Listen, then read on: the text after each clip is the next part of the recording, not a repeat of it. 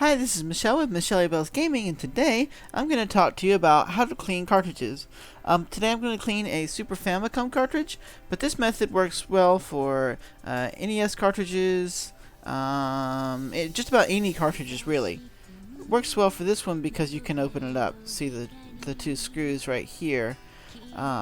Makes it really easy. And here, of course, I have my security bit driver, which I can use to get in here. If you don't have one of those, you should get one because they're really awesome. Okay, so I'm going to open this up, and this is, you don't have to do this, but it'll make it easier for showing you kind of what's going on.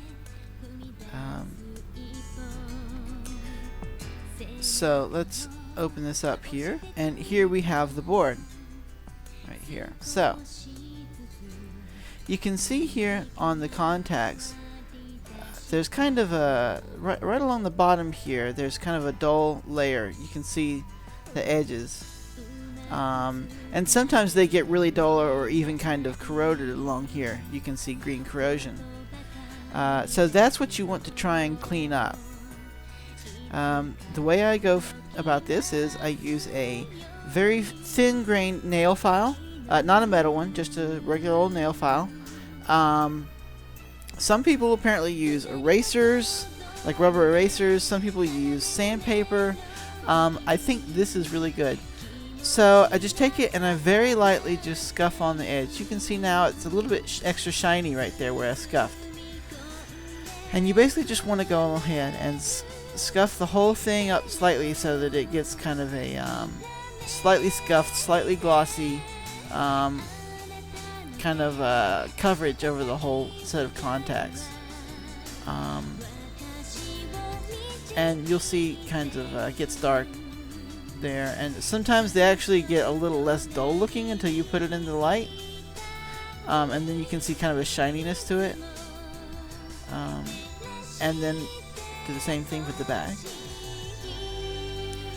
If they are really bad or if they're corroded, this will work really quite well, but if it's too corroded, it may be corroded all the way through the contact, so you have to be careful not to actually break the contact in that case. But that's very, very rare. I've only ever had that happen maybe once or twice ever, on several hundred cartridges so that I've cleaned before.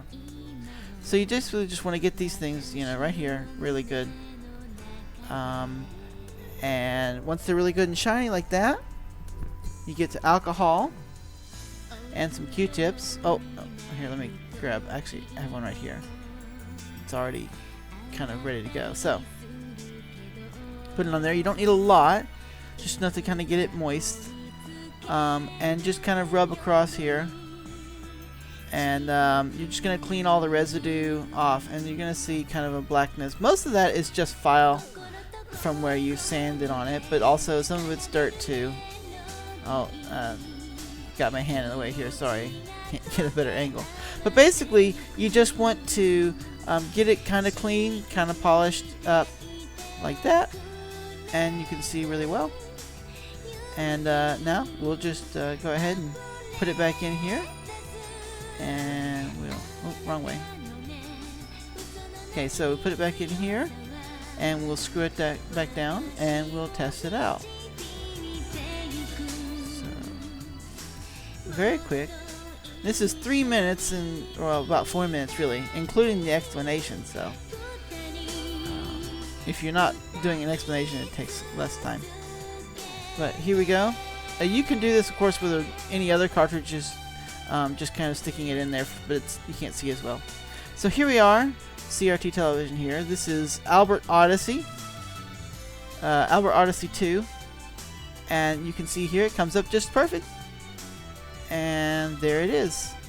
So, I think this is the easiest, fastest way, and it's also one of the cheapest ways. So, enjoy!